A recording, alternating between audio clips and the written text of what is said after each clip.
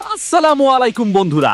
আজকের ভিডিওটা শুরু করার আগে একটা প্রশ্ন করি। পর্ব ২১-এ যে ঘটনা ঘটলো এটা কি সত্যি ছিল নাকি পুরোটা একটা সাজানো খেলা? আর সবচেয়ে বড় প্রশ্ন, পর্ব ২২-এ কি এমন কিছু হতে যাচ্ছে যেটা পুরো গল্পটাই উল্টে দেবে?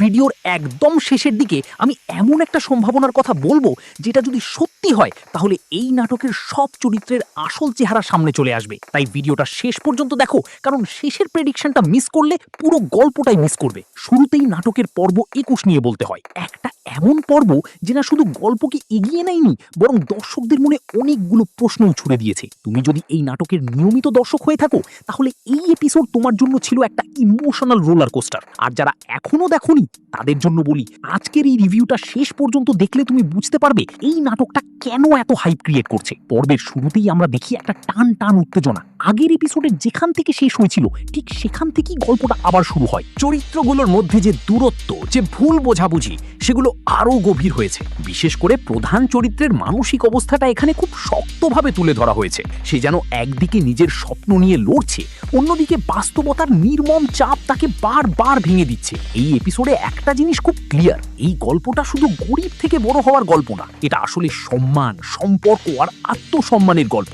আমরা দেখি কিছু মানুষ এখনো তাকে নিচু চোখে দেখে, তার অতীতকে টেনে এনে অপমান করতে চায়, কিন্তু তার চোখের ভেতরের আগুনটা বলে দেয় সে থামার জন্য আসেনি। এখানে একটা দৃশ্য ছিল যেটা অনেক দর্শকের মনে গেঁথে গেছে। যখন সে চুপচাপ সব অপমান সহ্য করেও একটা কথাও বলে না, তখন বোঝা যায় ঝড়ের আগে যেমন নিস্তব্ধতা থাকে ঠিক তেমন কিছু একটা তৈরি হচ্ছে। এই সাইলেন্সটাই আসলে তার সবচেয়ে বড় শক্তি। অন্যদিকে সম্পর্কের দিকটা যদি দেখি, এই এপিসোডে প্রেম, বিশ্বাস আর বিশ্বাসঘাতকতা, এই তিনটের একটা অদ্ভুত মিশ্রণ আমরা পাই। যে মানুষটাকে সে সবচেয়ে বেশি বিশ্বাস করেছিল সেই মানুষটার আচরণে একটা পরিবর্তন দেখা যায়। এটা কি শুধু ভুল বোঝাবুঝি নাকি এর পেছনে আরো বড় কোনো খেলা আছে? এই প্রশ্নটা কিন্তু দর্শকদের মাথায় ঘুরতেই থাকে।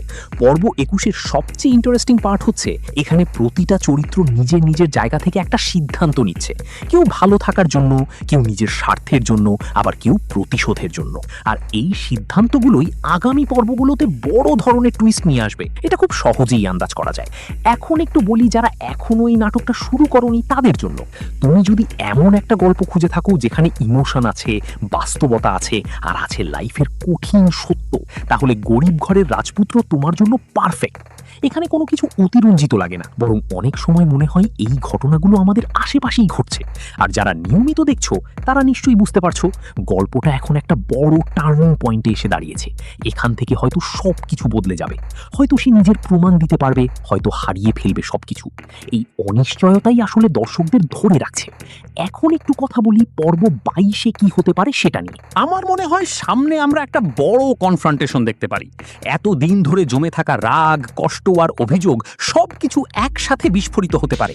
বিশেষ করে যে সম্পর্কটা নিয়ে এত টানাপোড়েন চলছে সেটার একটা ক্লিয়ার ডিরেকশন আমরা পেতে পারি। আরেকটা বিষয়, যে চরিত্রটা এখন পর্যন্ত একটু রহস্যময় ছিল সে হয়তো তার আসল রূপ দেখাতে শুরু করবে।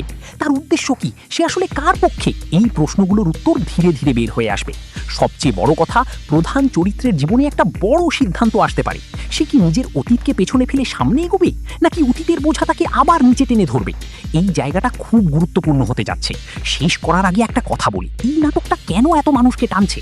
কারণ এখানে আমরা নিজেদের গল্প খুঁজে পাই।